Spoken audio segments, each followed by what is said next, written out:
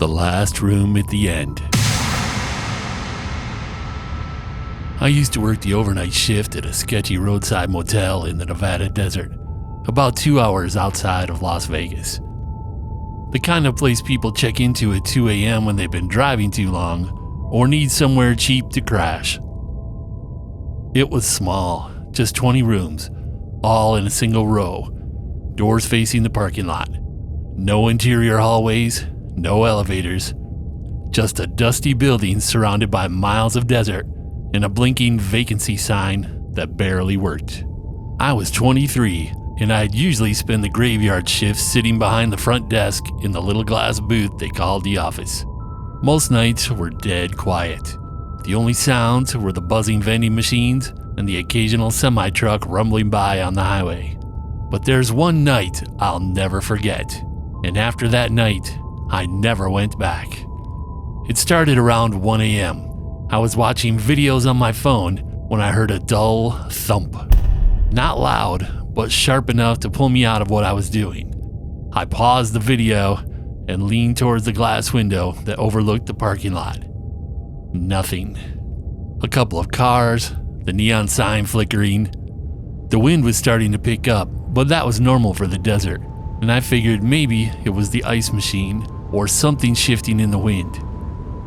10 minutes later, I heard it again. Thump, drag. Like someone had dropped something heavy and then dragged it across the pavement. I sat up and looked at the monitor we kept above the desk. A feed from 4 security cameras.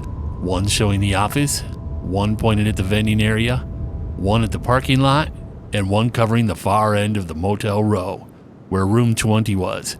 That's when I saw it. On the screen, just outside room 20, something moved. The footage was grainy, but I could see a shadow.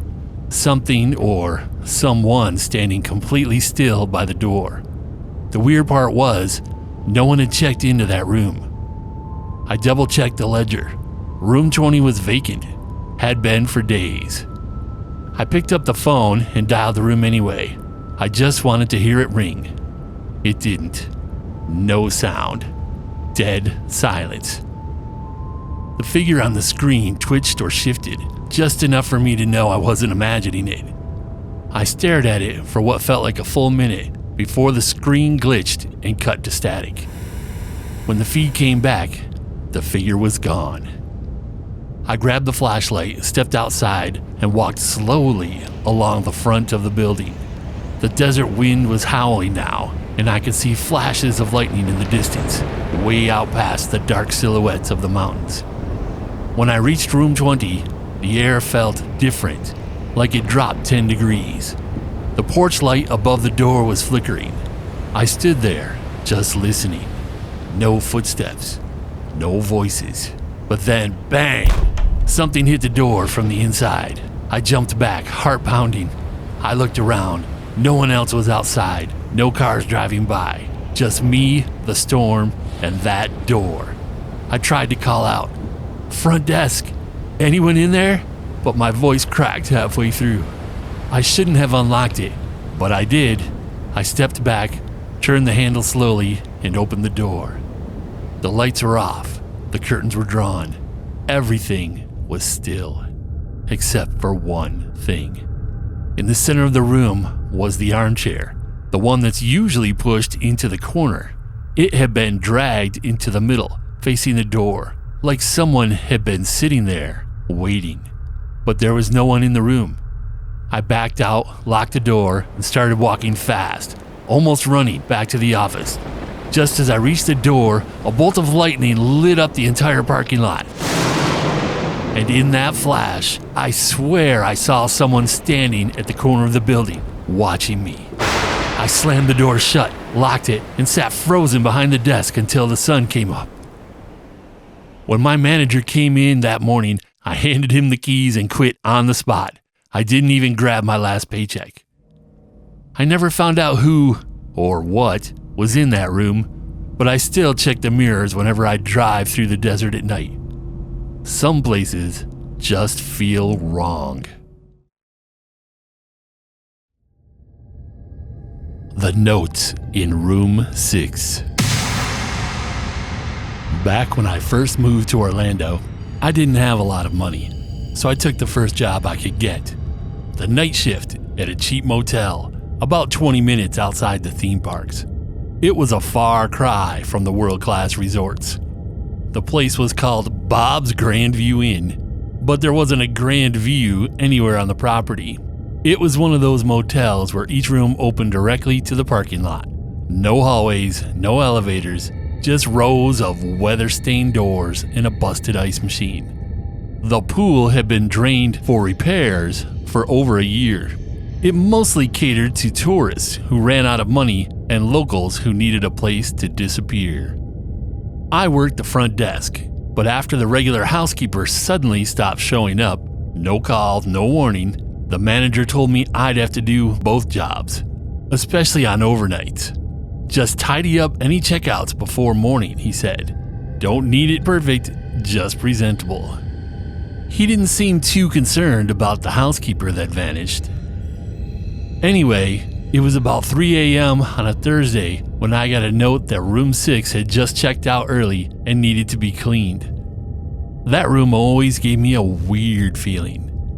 It was the only one with blackout curtains that never opened and a door that creaked like it hadn't been oiled in years. I grabbed the spare key, some cleaning supplies, and headed over. The room smelled stale, like mildew and something metallic. I opened a window to air it out, then stripped the bed and started gathering towels. That's when I noticed something sticking out from behind the mini fridge. It was a crumpled piece of yellow paper. I pulled it out. Someone had written on it in shaky black marker. Don't trust the man at the front desk. He watches you when you sleep. I kind of laughed. Figured it was some weird prank or a leftover from a paranoid guest. I tossed it in the trash and kept cleaning. But then I found another one. It was taped underneath the lamp next to the bed. Same handwriting. This one said, "Don't turn off the lights. That's when it moves." I looked around. The lights were on. The shadows in the room didn't seem to shift, but suddenly I felt like I was being watched.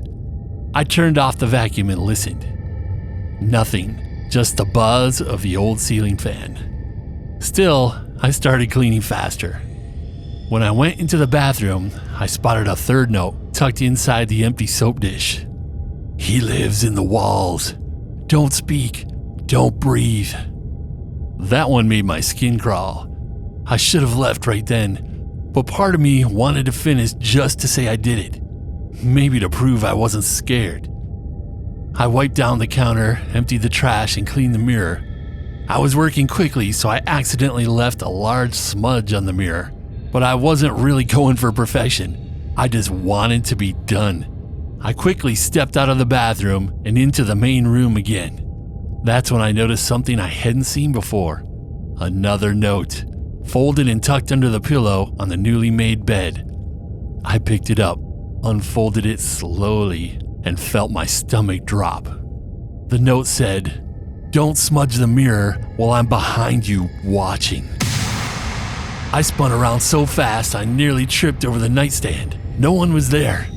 I checked the bathroom again, empty. I even yanked open the closet and looked under the bed. No one. But someone had to have written that.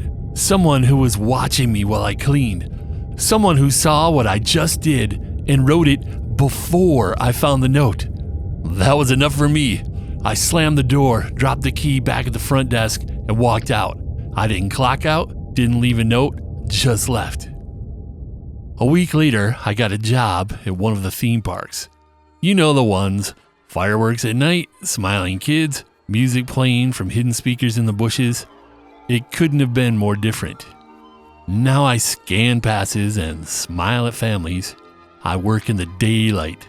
I'm surrounded by laughter, lights, and clean walkways. It's not perfect, but it feels safe. Sometimes, I still think about that motel, about room 6, about those notes. I wonder if someone else had to clean that room after me. I wonder if they found any new notes. I wonder if they made it out.